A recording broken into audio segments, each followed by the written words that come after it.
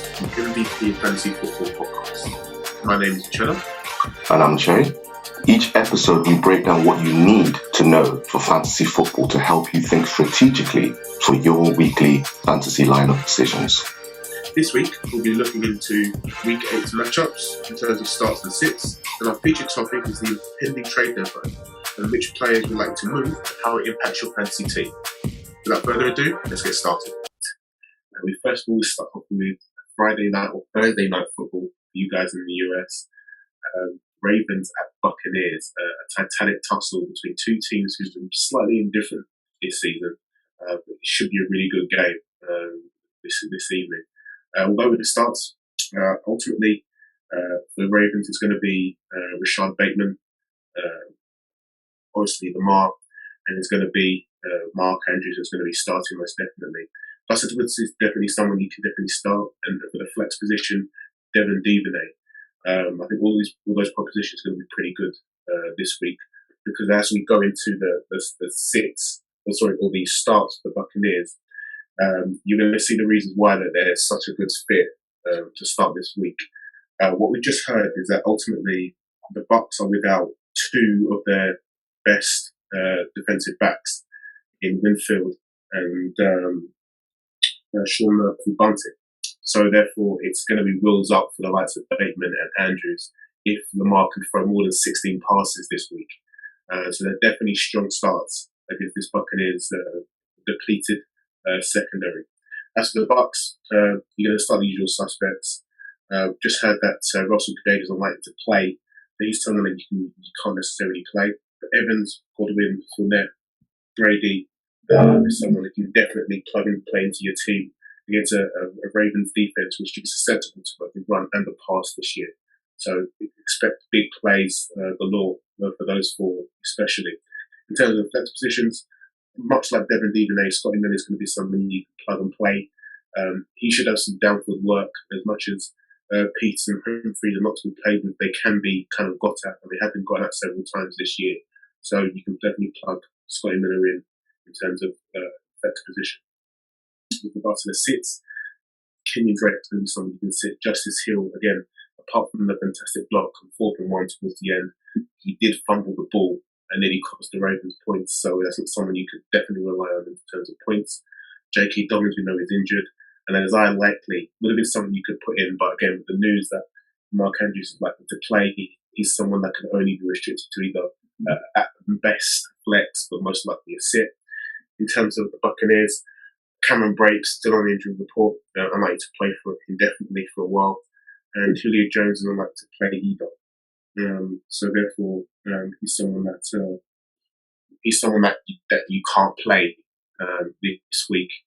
Che, I know you've been interested in the Bucs in the past. What do you think about this matchup?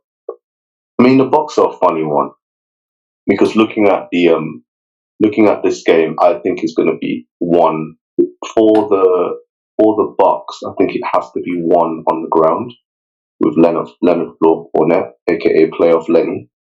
We need a good game from him, pounding that run. But when we look at the stats, the Ravens are actually quite a stingy defense when it comes to the run, or so it seems. They're looking like their overall body of work shows that they're top 10 as per NFL rankings versus the rush. They've allowed in their first 8 games 736 yards, 8 total touchdowns. And this is the thing, because whilst that's the case where they've allowed that few yards, what that indicates is that a lot of teams are getting a lot of rushing touchdowns against them because they have actually more touchdowns allowed than the Bucs, but the Bucs have more yards allowed in totality, which is strange. And then to couple that, the stats suggest that the yards per carry of the average running back or rusher against the Ravens is actually higher than the Bucs, which would indicate that more than likely 1 or 2 games, and I'm especially looking at that Carolina game, has actually bumped up or bumped down the Bucs stats as far as their run defense. We know Todd Bowles I don't know the word. You guys can help me in the chat. He patents his defense is on stopping the run first, so with all his schemes. So basically, the stats would suggest that the Bucks are actually a better run defense, but the Ravens aren't too bad either. So playoff Lenny is going to have a challenge with that. But I think for Brady to have a bit of balance, he's going to have to he's going to have to run the ball a lot more than usual. And then he would get a lot of big plays open up with the likes of Scotty Miller on the play action and Chris Godwin and Mike Evans.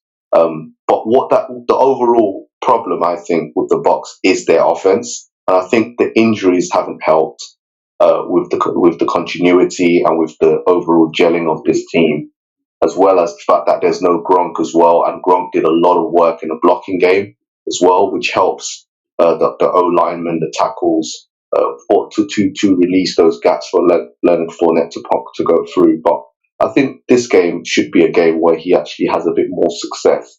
And I think Brady averages, I think one of the newscasters was saying that Brady's been averaging about 20 points per game this season, which is his fewest output offensively in all his, 20-something year career, 22-year career, whatever it is. So really, it's the offense, I think, that's pushing off the balance of the defense, hence why we said what we said earlier. And I think that plays into the Ravens' hands, because I think the Ravens are always going to try and rush that ball with all of those guys, your Dobbins, your Lamars, potentially your your Kenyon Drakes. It'll be a running backs committee. But I think Mark Andrews is going to be the key. We've got him in our thumbnail, but Mark Andrews is the key for this Thursday night matchup, because I think him playing is massive. Him playing is massive. And having their DBs out, they being the Bucks, that should play into Andrews' hands. He'll be going up against the nickel corner for the most part, although they like to split him out everywhere. I think that they're just going to go after anyone that is a mismatch, which would be everyone. But especially are there going to be any rookies playing in replacement? I possibly, obviously, with both the DBs being out, it's likely to be a couple of rookies playing in there. If that is the case, then again, that's even more of an advantageous matchup for the likes of Bateman and Andrews. So if you've got them, definitely start them. Then people you can definitely plug and play this week, especially. Now, definitely. I know we don't usually do this, Jay, but given this is as quite a special Thursday night game, which are predictions for this game? Because personally, the Ravens are a better team, especially yes. They're fundamentally better defense, offense especially. However, I just think the Bucks at home in a get-right game where their backs are against the wall, this is their season. And I just believe that they'll dig it out. I'm going with the 21-17 win for the Bucks. What about you, Jack? Again, the thumbnail shows the ship sailing, the pirate ship sailing. And that's for a reason, my man. That's for a reason, my guy. I think the Ravens are going to bury the Bucks. I think the Ravens put them to bed, tuck them in, give them a nice cup of cocoa, and tell Uncle Brady it's time to think about that cliff.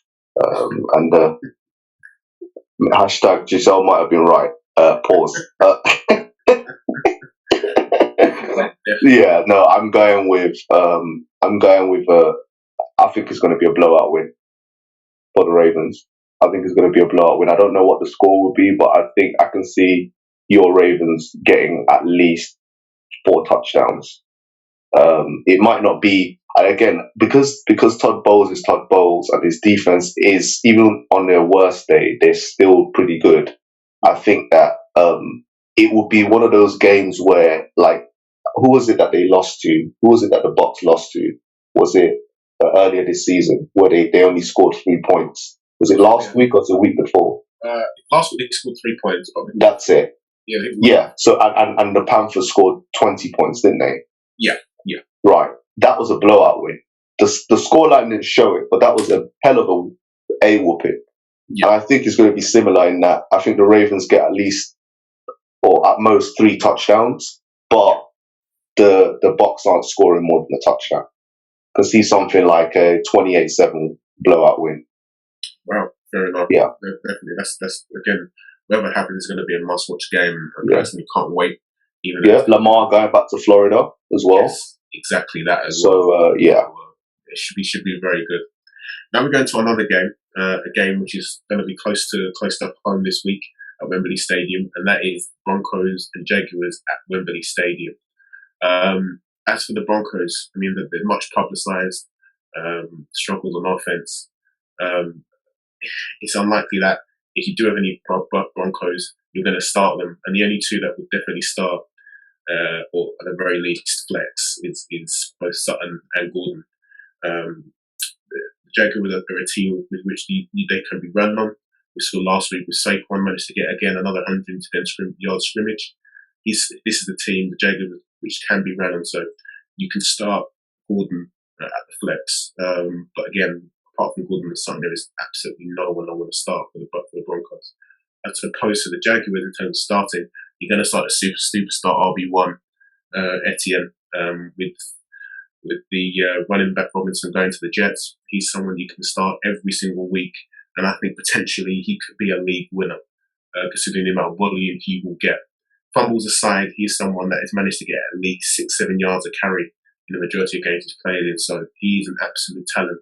With the pass catching ability as well, a definite top 5 running back this week.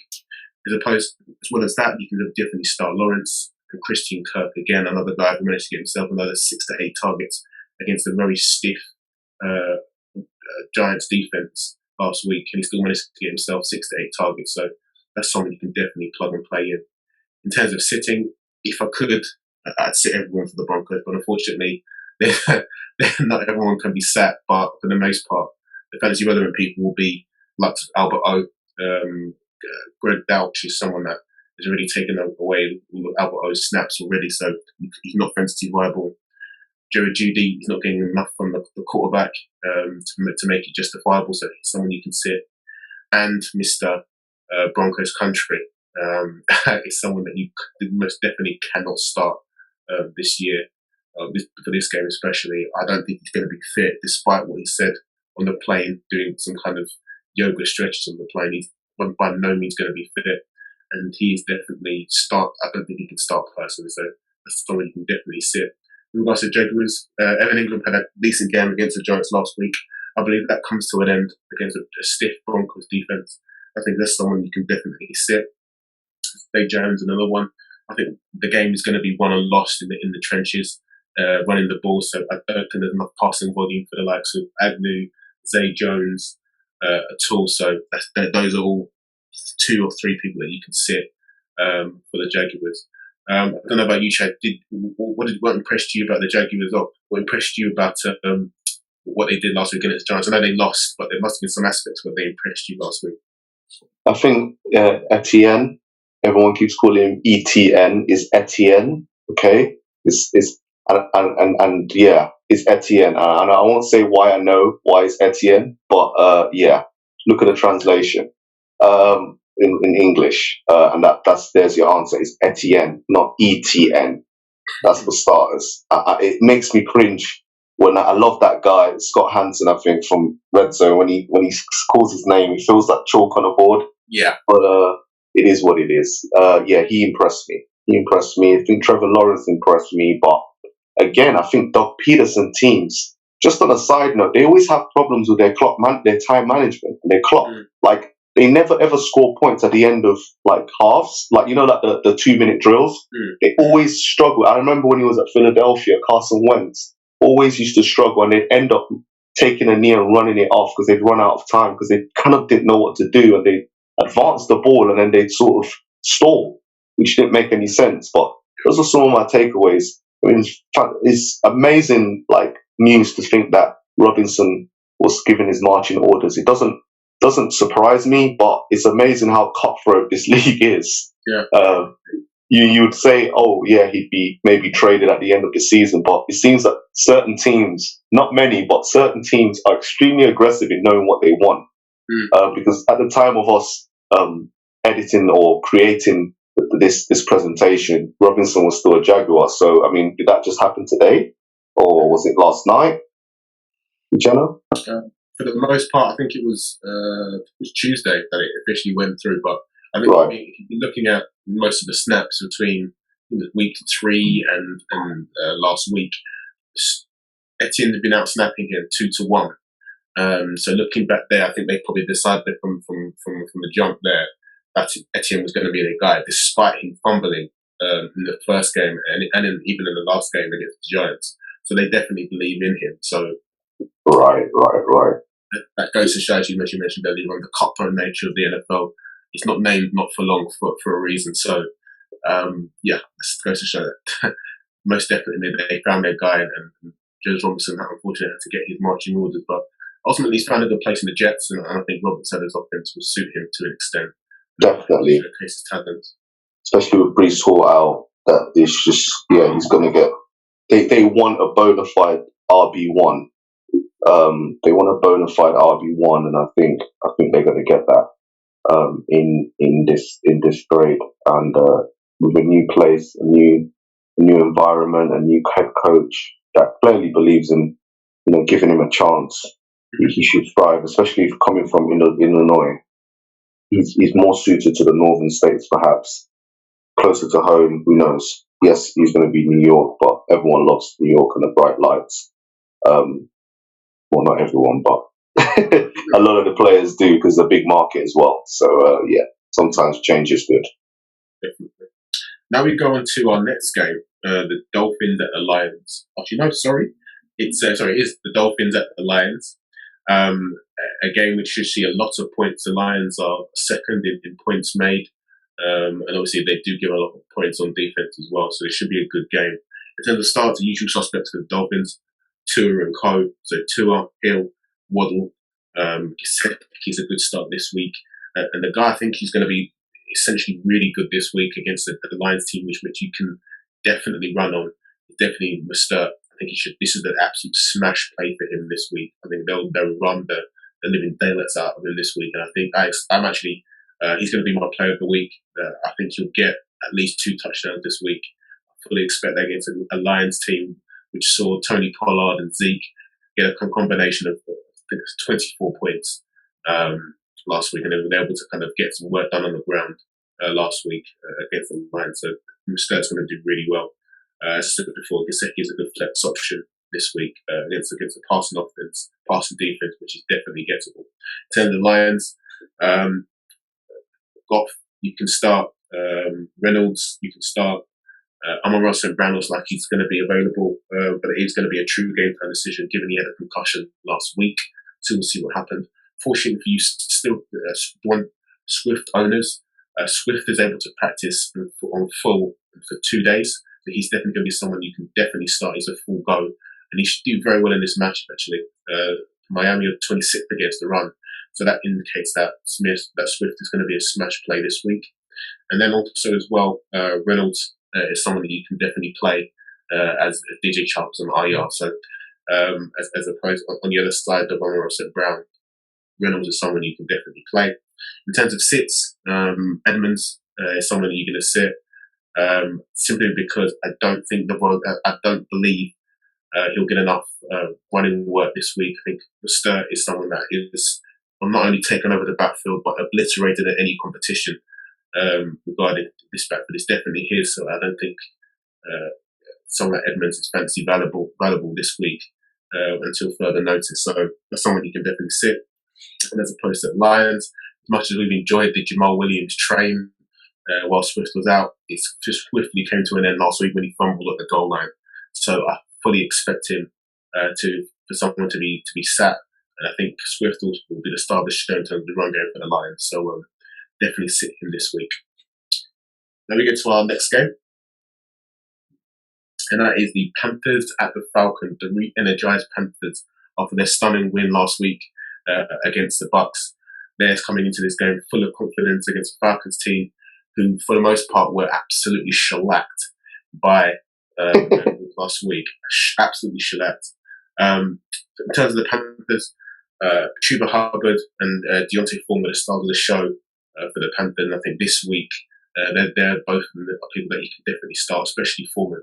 He actually outsnapped Chuba Hubbard by 60 to 40% of the snaps. So those two especially at a very minimum flex options, but RB2 for the rest of the season. And surprisingly, and quite thankfully for any DJ Moore owners out there, DJ Moore had an absolutely fantastic game against the Bucks. He managed to get himself a touchdown as well as over 100 yards receiving. So he looks like he's revitalized. Again, it could possibly be a sell high option because you never know how long it's going to last in this offense. So if you've got him, consider selling him before this next game. But again, if you've got him and you can't sell him, he's definitely going to be a star. In terms of the Falcons, I'd love to say Drake London. I'd love to say Kyle Pitts. But again, they're going to be the two people that are going to sit. And the only people that I can particularly start this week is going to be the running back and Mariota. Both have rushing upside potentially, but Algier. Algier, yeah. Both have rushing upside, Mariota and Algier, obviously, but in terms of London and Pitts, because the Falcons don't throw the ball as much as they need to, they're not necessarily fantasy viable at this present moment in time. So both of them are going to be sits. I mean, you could flex them, but again, I can't tell you how many points they're going to get. If they're not throwing the ball to them, there's nothing else you can do. I think Drake London had 1 catch last week. Kyle Pitts had 3, and they were down last week. Multiple touchdowns, and they still didn't throw the ball. So again, this offense looks like it's in malfunction. That Arthur Smith needs to go back to the drawing board, considering Cordell Patterson's going to be coming back in the next week or so. So that should improve in terms of being able to move the ball down the field. But ultimately, until further notice, pass packages for the Falcons will need to be sat. And if you can get rid of them or sell them, or if you've got time, or if you've got a winning record, sit them on your bench for the time being and see what happens. Because there might be a possibility where the rookie Dennis Ritter comes on and maybe changes his offense. So, Che, I know you looked closely at the Bengals game last week against the Falcons. What did you think went wrong for them? Was it just the fact that they just got into the way of a buzzsaw offense in the Bengals, or was it just they were just completely rubbish? No, I think they got their game plan wrong. I mean, I didn't see. I tuned into the game after the Boyd's hellacious. Was it first half or first quarter? I think it was the first half. Yeah. Because I've seen everything else on Red Zone, and then after that, Chase started feasting, and I actually watched the whole game. And I think what happened was, you know, when you say what happened was something really bad about, you're going to talk about some real utter chaos. But basically, I think they game planned to take out Higgins and Chase out of the game. And then they forgot that Boyd was like, just in case you forgot, I'm going to drop some dimes on you guys. Yeah. So, they forgot, they challenged Boyd to beat them. It backfired. They backtracked. And then they had to, because there's nothing, again, as much as running the ball, I personally think, and this is just my theory, teams want to stop the run first, simply because of the grind and pound and the, physical duress and the physical wear and tear of your defense, the longer they stay on the field. Yeah. But I think there's nothing more demoralizing for teams than being beaten in the air. Yeah. Like, really fast. We saw it with the Bucks with Tyreek Hill in that infamous first quarter in Tampa back in 2020.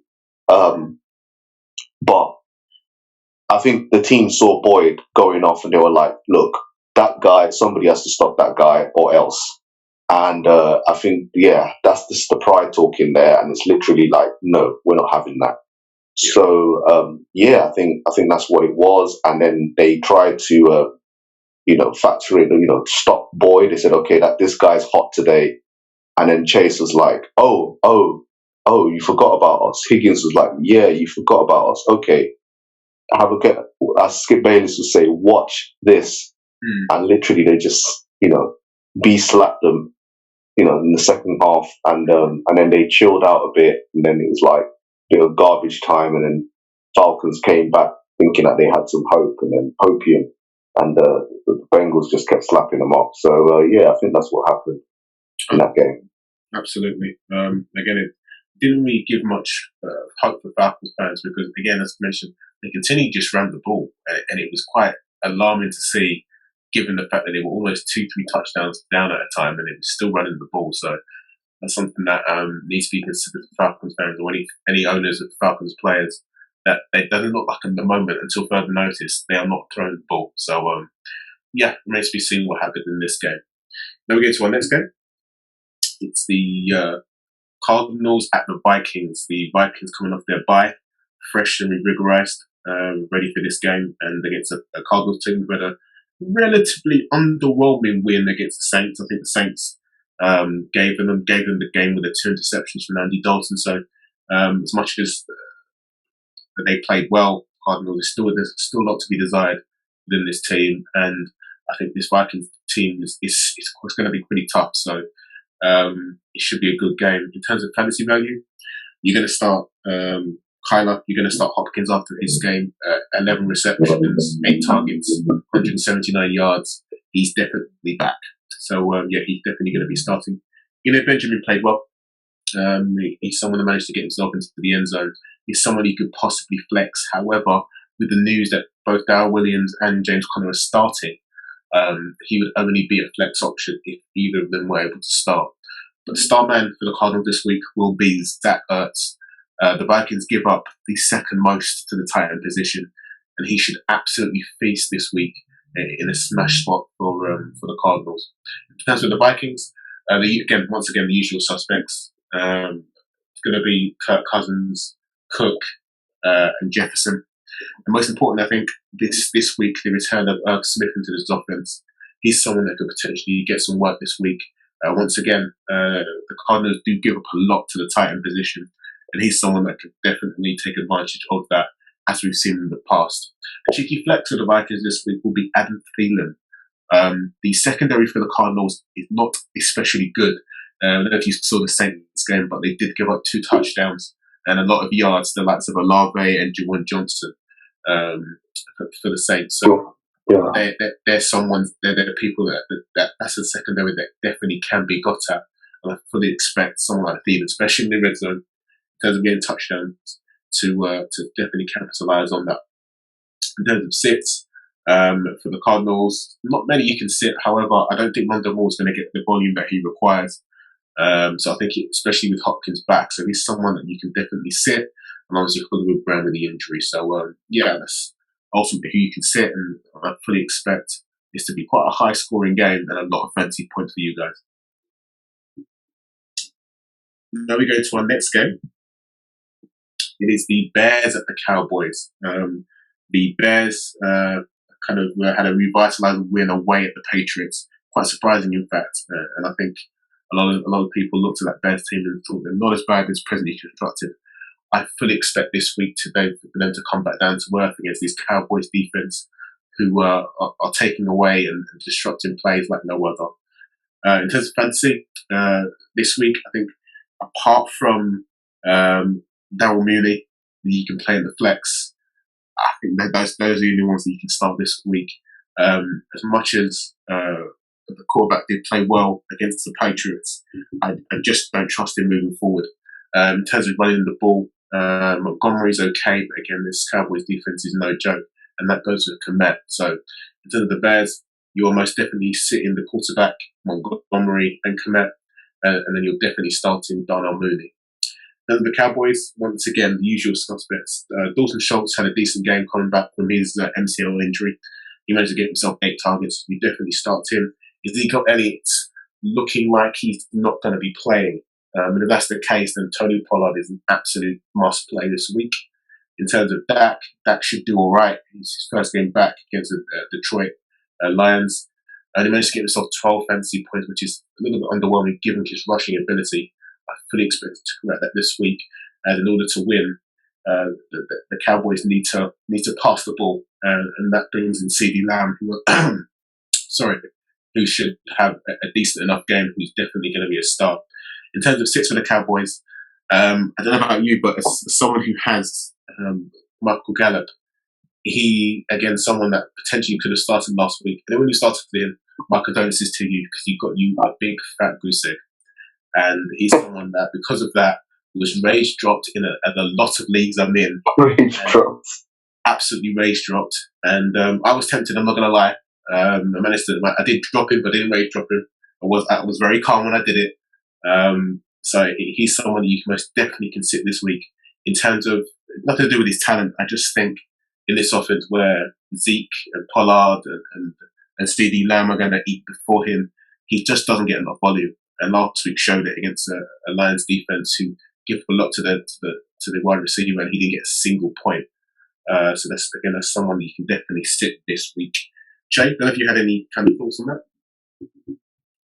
Well, yeah. I mean, Tony Pollard, if Zeke isn't playing, he is going to feast immensely. He's going to feast immensely. The Bears are a funny one because they pulled that win out of the locker against the Patriots last Monday night, and people are getting gassed because they're such a big market team.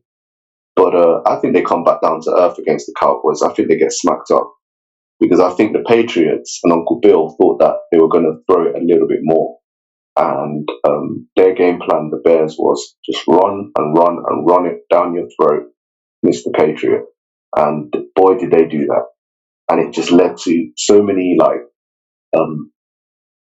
much out of rhythm throws from the quarterback. And then Mac Jones, I think, got injured or got pulled off, he got dropped or not, bell bench. That's the word I'm looking for. I think he was injured. But then we saw him cheering on the sidelines when they, made a big play at one point. But at the end of the day, the Patriots just got, they caught a good right hook, clean, and they got knocked out. So I think the Cowboys, Micah Parsons and co, and then now, especially now that they've just gotten Jonathan Hankins at the nose tackle, so they are literally looking at, okay, we've got the perfect edge rushers, we've got the perfect pressure guys in Lawrence and Parsons. Now let's get the interior sorted because they want to ride on this defense because I think they know that Dak just doesn't look right this year. I think that they smash Chicago Bears up the mouth and they're at home as well. So the Cowboys win. Definitely. Now we go into our next game, and that is the Raiders at the Saints at the Raiders. Again, this is going to be quite a big game. A lot of fantasy points on both sides, and we'll start with the Raiders. Ultimately, I think if you thought at the start of the year who was going to get the second most points in the running back position, you wouldn't have thought Josh Jacobs, and that's something that he's absolutely done. He's getting a lot of work, and he's taking full advantage of it. And this is a situation whereby he is most definitely going to be a must-start moving forward the rest of the season. He can definitely start. Derek Carr, obviously. Be aware of Devontae Adams. He's not practiced at all this week through illness. He's somebody. What's going on? Everybody's injured. Yeah. It's just tough year. It's week 7. So week 8. Sorry. So it's everyone's either banged up or they're on their way to being banged up. It's ridiculous. But again, he's someone you need to watch out for in terms of the injury report. Not trained this week so far, but watch out for the next injury report. See what happens if he practices, and he's likely to be a full go. If he doesn't, I fully expect the likes of Matt Collins and Hunter Renfrow to kind of take their place and take a lot of the snaps. We are hearing that Darren Waller did practice in limited fashion. I think earlier, 2 days ago now, and that's definitely hard considering he's not been able to play at all for the last 3 weeks. So again, he's someone that I don't know if you could possibly trust starting this week. So possibly you could. It's most likely you're going to sit him. So definitely sit Waller, sit Monroe for the time being. But I think that the pass options for the Raiders, Collins, Renfrow, and Josh Jacobs, all of them start. In terms of the Saints, it is unlikely that Michael Thomas nor Jarvis Landry will be playing. They both haven't trained at all, so they're unlikely to play. So we're going to be back to square one, just as it was last week. And I fully expect Andy Dalton to play this week. It was made by the Saints beats writer that Andy Dalton is likely to start again this week, despite him throwing 3 picks. What that means for Jameis is that he's back to square one, and Jameis is the backup once again. So he's someone that you can't start. Again, you could, in terms of Andy Dalton, if you're desperate as a fantasy in 2 quarterback leagues, you could possibly start him. But again, without the weapons to do anything, he's a low end QB2 at best. I think the rest of the weapons you can definitely start for the Saints. Kamara should get a lot of work against this team. The Raiders give up their 14th against the run, so you can definitely run on them. So he should get a lot of work, as well as Olave. He's likely to be the primary passing option this week. So whoever's passing the ball, whether it be Taysom Hill for a stretch, or most likely Dalton, he's someone who's going to get the ball. He's going to spearhead the attack aerially for the Saints. So he can definitely start. Obviously, you're going to put in the joker that is Taysom Hill into your team and see what happens. There is as much chance of him running to the end zone 3-4 times as there is him picking up a goose stick. So if you want to go on the Taysom Hill roller coaster, it's entirely up to you. I'd possibly consider him if you need help at tight end, which is a wasteland at times. Again, I mentioned before, in terms of injuries, you're going to sit Michael Thomas and Jarvis Landry as talented as they are. They can't play. So they're obviously going to be a sits this week. Okay. Now we go to the next game. And that is the Steelers at the Eagles. The 6-0 Steelers, they're trying to make it 7-0 against the 6-0 Eagles, trying to make it 7-0 against the Steelers. I think this is going to be an absolute bloodbath. I believe the Steelers are going to do very well in terms of in this game. But in terms of fantasy, what does that bring? You can start George Pickens. You can start Najee Harris. For the most part, you can start Pat Freiermuth as well as Deontay Johnson. However, in terms of sits, the quarterback Kenny Pickett threw 3 picks against Miami. You do need to be cautious because of that, simply because that downgrades everyone on the offense. But the talent is there. Pickens again with another fantastic catch in the end zone against Miami. His talent looks like he cannot be denied. Najee Harris looking like he's his old self pre the Liz Frank injury, and Deontay Johnson is a target monster. He's going to get 8 to 11 targets a game. That's the volume, especially in PPR, you can definitely chase. As for the Eagles, if I could start everybody and there was enough space on my team, I would start every Eagle I can. The defense should absolutely feast against this Steelers O-line. In terms of the wide receivers, Devontae Smith, AJ Brown, Gustert should do really well. Jalen Hurts is a must start, and actually, and Miles Sanders as well. He should do really well against Steelers O-line or D-line, which has given up quite a bit to the running back. I fully expect him to take advantage of that, and towards the end of the game, I think he should be a top 10 running back this week, and I think he'll do really well against the Steelers. In terms of sitting, as much as I do like the run game for the Eagles, Kenneth Gainwell is not going to get enough volume to be fantasy relevant. I mean, he could be a deep flex if you need him, but I just think without the volume, he's someone that is not reliable in terms of a start this week for the Eagles. Now we go into our next game, and that is the Patriots versus Patriots at the Jets. Now, anyone who watched the Patriots game knows that the offense is aesthetically challenged, and that's very kind. And I think apart from the running backs, Ramondre Stevens, the bright spot, and potentially Damian Harris, those are the only 2 you're going to be starting this week with any kind of confidence. This Jets defense is indeed for real, and I don't think you'd be foolhardy to start anyone against Sauce Gardner this week, who's been able to kind of shut down elite wide receivers this year. So again, if you can sit everyone bar Ramondre Stevenson and maybe Damian Harris, then I would definitely do so. As for the Jets, Mike Carter likely to start. He's likely to spearhead the attack, given, which I mentioned before, James Robinson has only just come back and nearly just traded. So I think for the first week, he will likely be the RB1 for the Jets.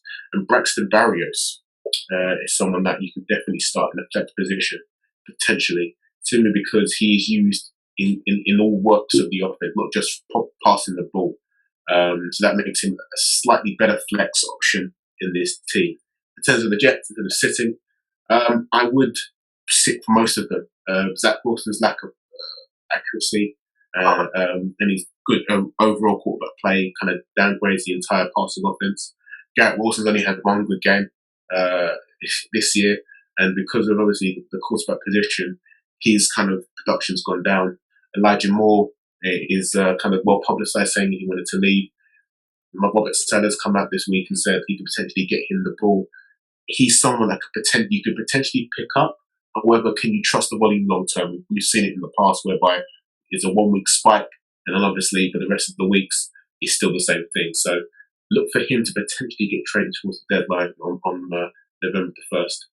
Conklin, again, is another one. And lastly, going back to the quarterback. The quarterback is someone that he looks like a pseudo version of Johnny Manziel at times. And personally, I don't see the hype, and he's not someone that I can kind of regularly start in fantasy. And I think this week is most definitely a sit. I think Uncle Bill has been hurt. He's licking his wounds, and I think he's got something for that young quarterback. Oh, yes. Oh, yes. I don't know how you feel about that. I know you're a big fan of Bill Belichick, so what do you think he's got planned for him? I think he's got a lot of ghost plans for him. Haunted house in New York. I think the whole team was in a gulag after the last game, and that aesthetically challenging display that they did in at home as well to the Bears, the visiting Bears. I think that their defense bounces back, and I would go as far as to say I'm going out on a limb. I mean, I've got them as my DST. If you guys listening do have a DST, I would start the Patriots defense, because a lot of people are going to panic drop them, forgetting that Bill Belichick, I don't know what his record is after a loss, but he very rarely loses back-to-back games. He learns from his mistakes, and especially as that game was lost, I don't want to say just by the defense, because their substitute quarterback, their backup quarterback, threw quite a few picks. It was just a bad day all around, and it was nothing that Bill Belichick could actually pin on and say, look, this was actually good. So because of that, I think because he's a defensive head coach, he will lean more to actually get given a hairdryer to the defense. And that's where I think there's still going to be a performance there. It's going to be an ugly defensive blowout, where I think the Bears are barely going to score single digit points. Yeah. It could be the case actually. As mentioned, when it comes to Uncle Bill and his Patriots defense, very proud guy, and I don't think he doesn't get beat twice or very often. And I think the Jets could be in for a warning here as well as they started this year. Let me go into our next game.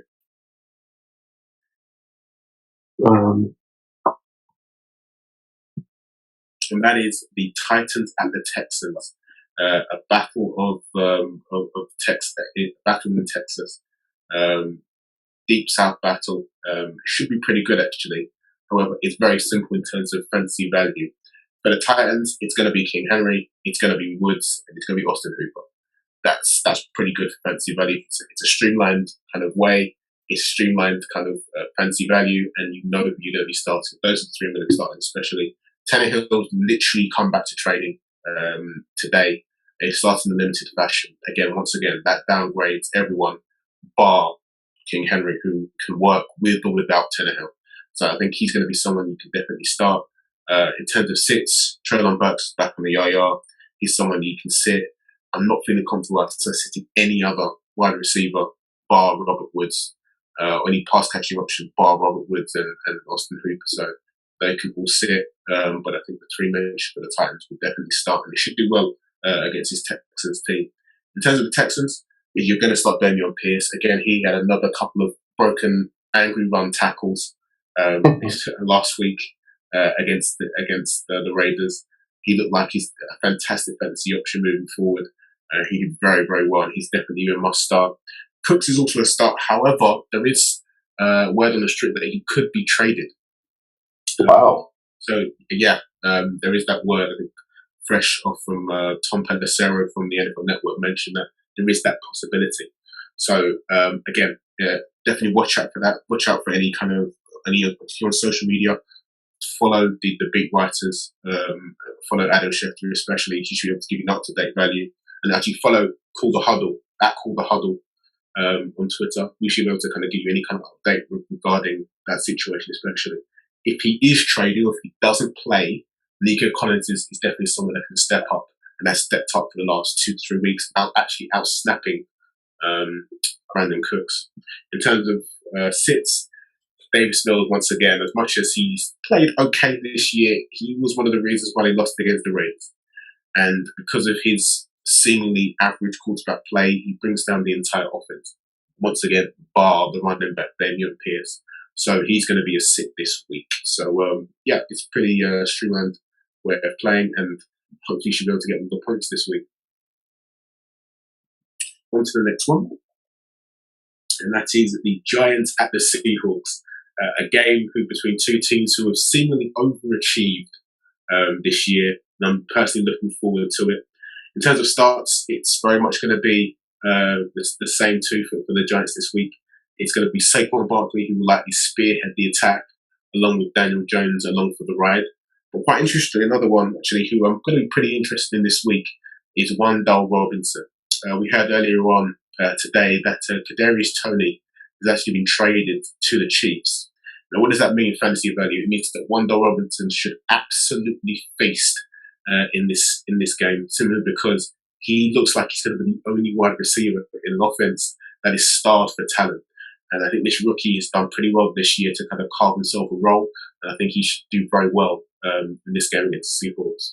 In terms of the Seahawks, we unfortunately lost DK Metcalf to injury. And I think he's going to be out indefinitely. After the game, it was said it was an MCL that was injured. So he looked like he could be out indefinitely.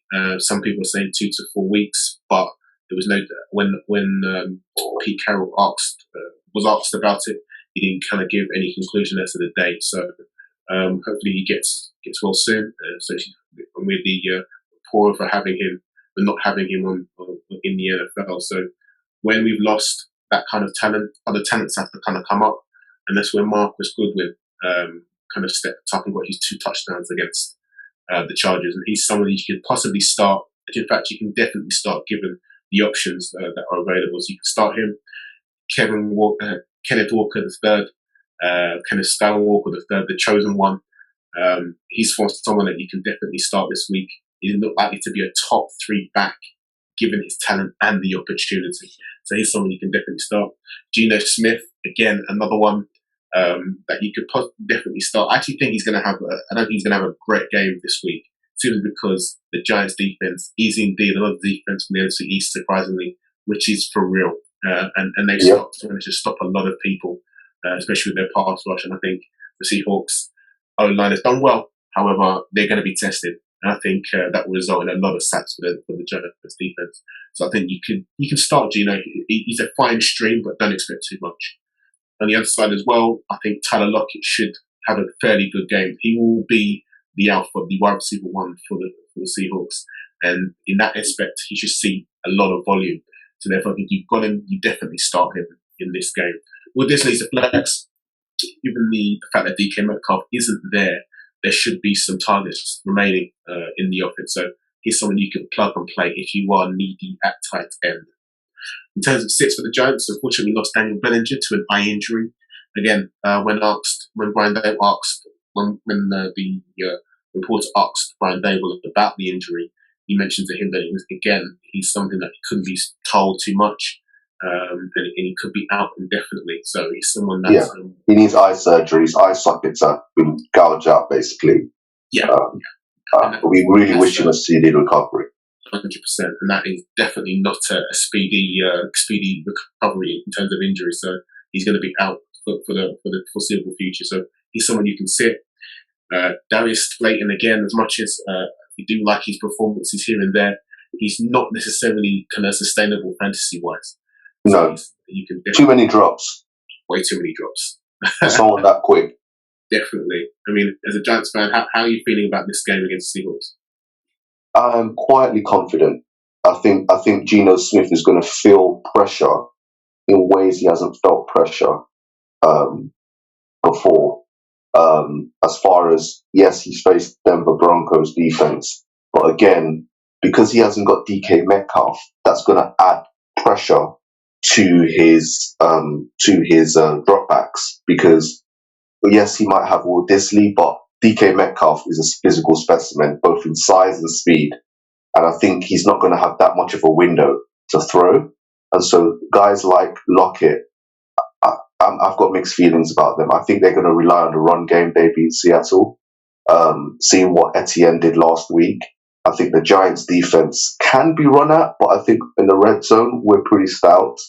Um, but I think he's going to feel the pressure. And also, unlike the Denver Broncos, we actually have a well-coached team and a well-coached offense, considering how little, I don't want to say talent, because everyone's talented in the NFL, but how little explosive talent we have on our team.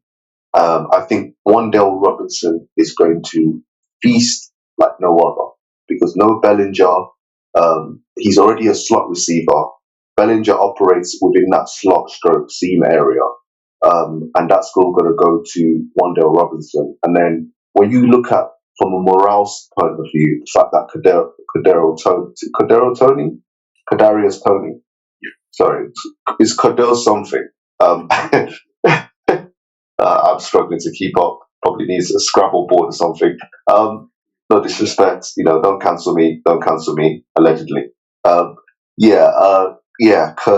Wandale Robinson, I think, yeah, he's going to feast. And when you think on a morale perspective that the so-called first-round draft pick wide receiver has been traded within his first contract, and you're a rookie coming in, that's a vote of confidence in my books. And I think that you're going to see him relax a lot more. I think the Giants are going to build him into a lot more of the X receiver plays.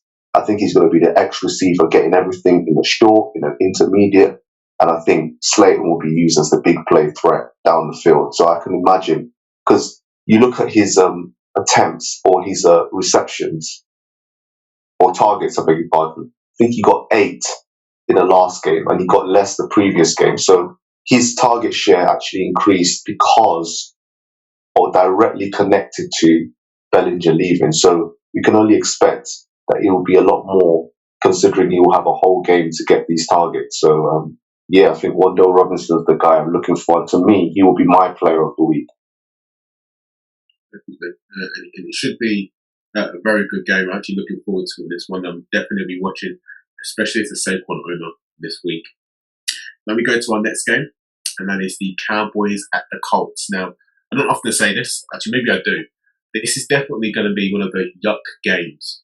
A game where you can only watch on Red Zone and hope for the best. And if you do have them on fantasy, you are definitely praying to whatever God that you pray to, that something does come good out of it. In terms of fantasy value for the Commanders, Brian Robinson's a start. He's proved throughout this week that he's definitely RB1 of that backfield. Gibson played well last week. He managed to stumble his way into the end zone. He could be another flex option, but that's just about it. This Colts defense has found itself in recent weeks, and that means as much as I'm a big fan of Terry McLaurin and Curtis Samuel, because of Tyler Heineke playing, he again limits and brings down the offense, the passing offense especially. And that means that I'm going to have to sit McLaurin, sit Samuel, sit Jahan Dodson, and everyone concerned with the passing game, even Logan Thomas, simply because, again, Heineke has proven himself to be an average passer. When that happens against a fairly good defense in the Colts, bad things happen in terms of fantasy value if you have those players. So definitely sit them.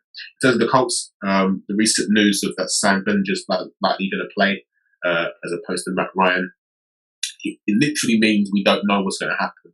But in terms of the Colts, what we do know is that the Colts do have a lot of talent defensively. So I would definitely start Michael Pittman. I'd definitely start JT. But again, I'll be quite reticent and quite reluctant to start Pierce. What we do know is that Matt Ryan, as for all his faults, he does have an arm. And because of where Pierce lines up in the X role, Stan Billinger is going to be he was a mobile quarterback in college, so he's likely to take whatever the defense gives him, and for the most part, the defense are going to give him the slot routes, the inside routes, the inside for the receivers there. So I generally believe anything down the field is going to be a tough ask for him. So Pierce is going to be a flex option for me, a risky start, but again, the talent usually wins out. So be aware and be careful in that regards. In terms of the Colts sits, because of the quarterback play, it ruins for the most part everyone apart from JT and Pittman. So Murley Cox stays, Hines sits especially, and although Paris Campbell had a good game against the Washington Commanders, he's someone that is definitely going to be sit this week simply because of the quarterback. So we'll see what happens, and hopefully you guys will be able to get some fantasy points from this group. Now we go to our next game, and it is the Titanic tussle of the NFC West, the 49ers at the Rams.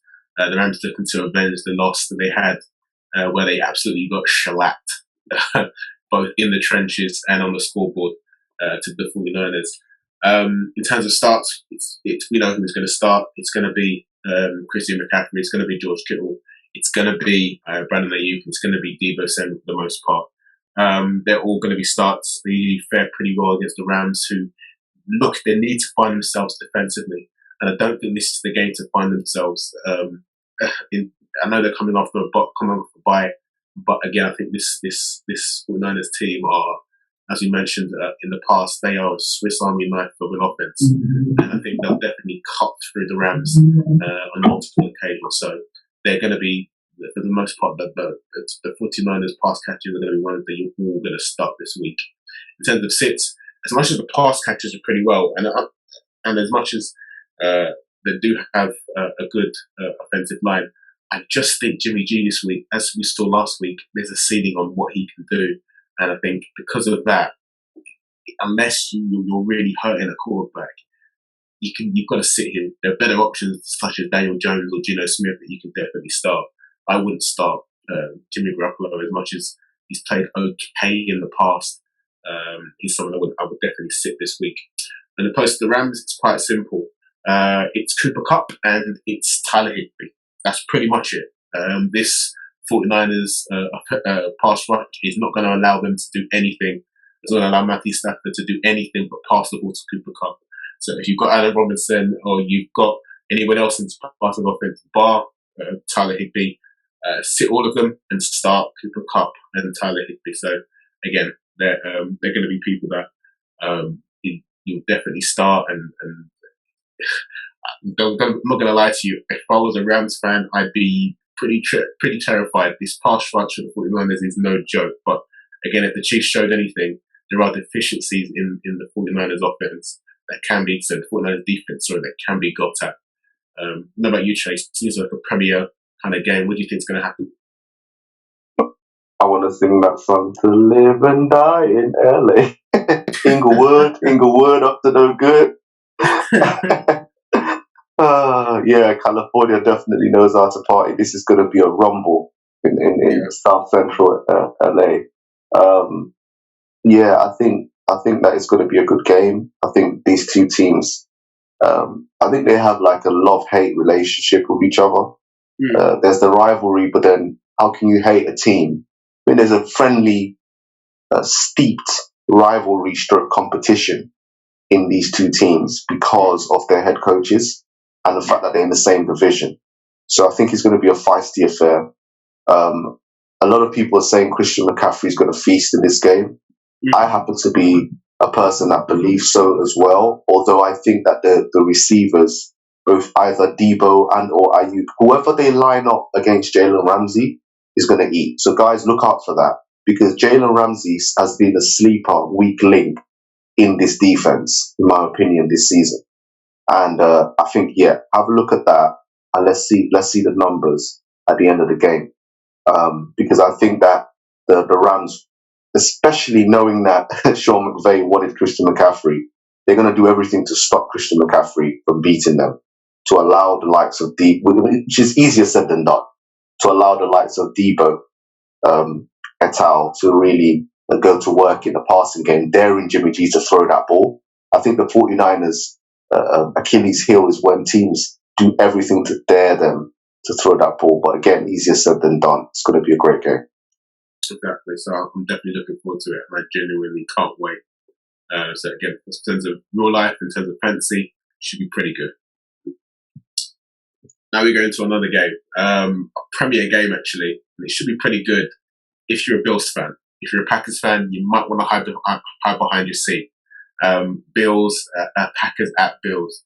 In terms of the Packers, they've had their struggles last week, and that culminated in their defeat to the Washington Commanders.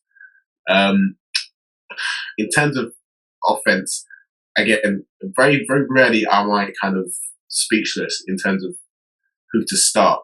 I don't know about you, Che. I look at this Packers offense, and I don't want to start anybody.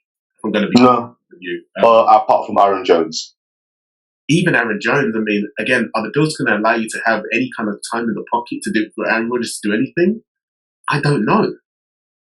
That's the thing. So that's true, actually. Yeah, it's going to be difficult. Again, as Che mentioned, Aaron Jones is the only one you could marginally confidently start. I know it sounds like an oxymoron when I say marginally comfortably, but I'm literally, it's at a push.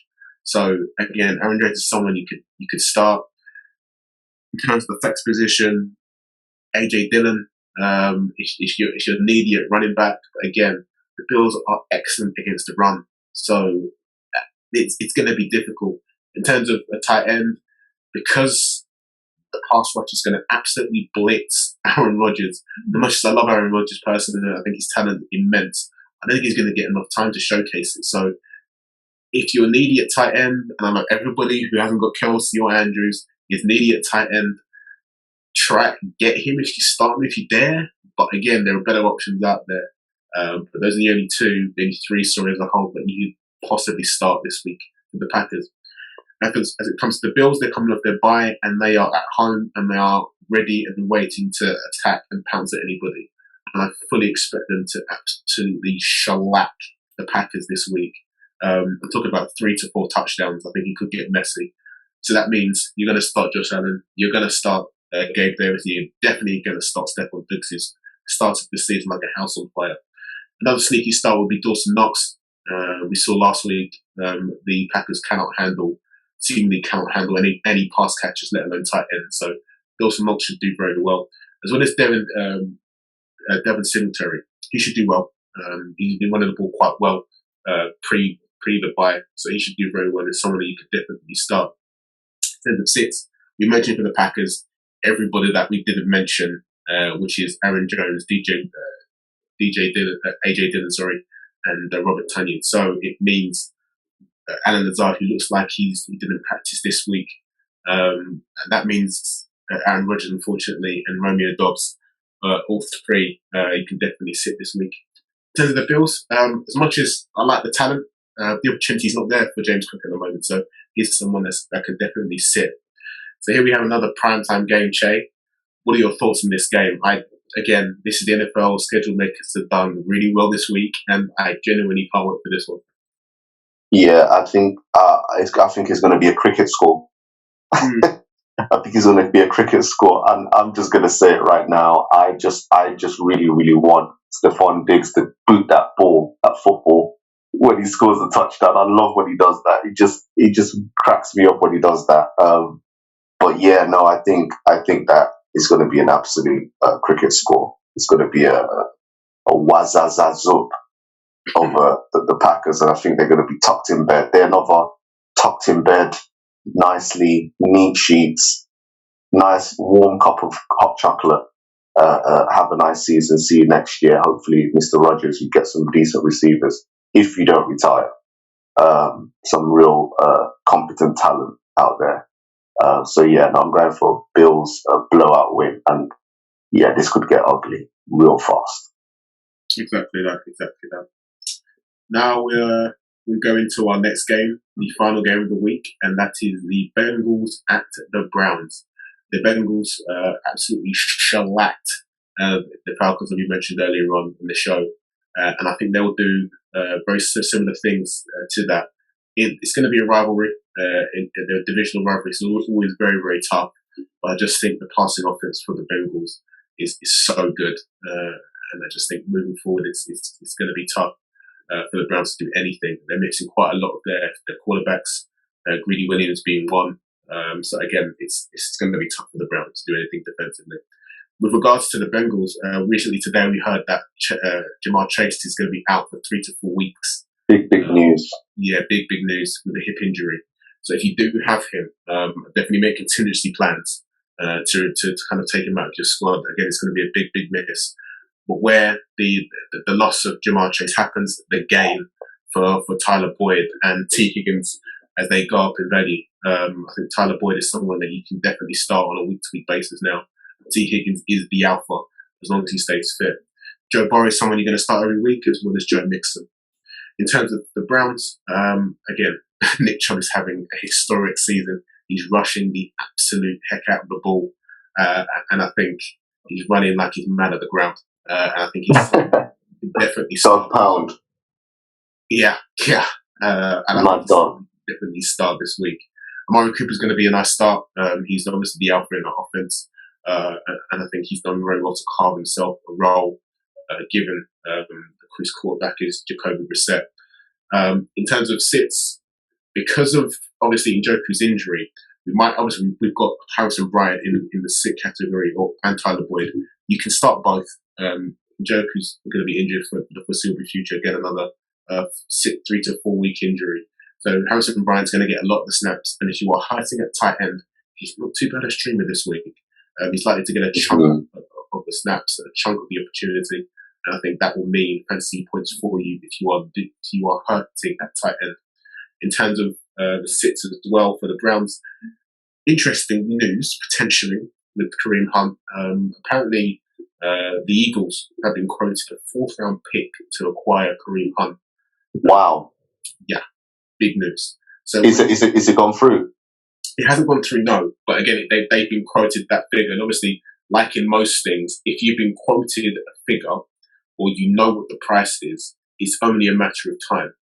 So I think it's something to definitely watch out for in trade bulletin boards, because there is that potential that he could be traded. Trade deadline's on the 1st of November, so definitely, if you can trade for him in fantasy, I would definitely have a look at it, potentially. He's definitely someone you could potentially buy low on. But again, the talent is exceptional. So whether it be the Chiefs or the Eagles, that would be a good place for him in terms of footballing. Ideally, fantasy value, I think you want him somewhere like the Chiefs a little bit more. He knows the offense. He's going to be a better quarterback in Patrick Mahomes. And I just think in terms of that situation might be better for him and better for everyone in terms of fantasy value. But in terms of this game, you can sit him. I just think it might be the case where they sit him just to protect his trade value. Yes. This week, again, because of the volume in this pass of offense or the lack thereof, Donovan Peoples-Jones is someone that you can sit. Again, it's nothing to do with his talent. It's just lack of volume. And when you've got a quarterback as limited as Jacoby Brissett, there's only so many footballs he can throw without giving the ball away. So as much as you want to start him, he's going to be a sit this week. What did you think about that recent trade news, Chet? Blockbuster. I think everyone is doubling down. You got the Chiefs doubling down. You got the the 49ers doubling down on their run. I love it. I love teams going for it all out, but then at the same time, on the flip side to that coin, no excuses. I don't want to hear anything from these teams if they flop, or if they underperform as far as their expectations, especially those dirty Eagles. Coming from as of a native New York Giants fan, I don't want the Eagles to do well as good as they are. I can't stand their fan base. Sorry, Eagles fans, if you're listening. I've seen a lot of silly things, but I definitely think that this.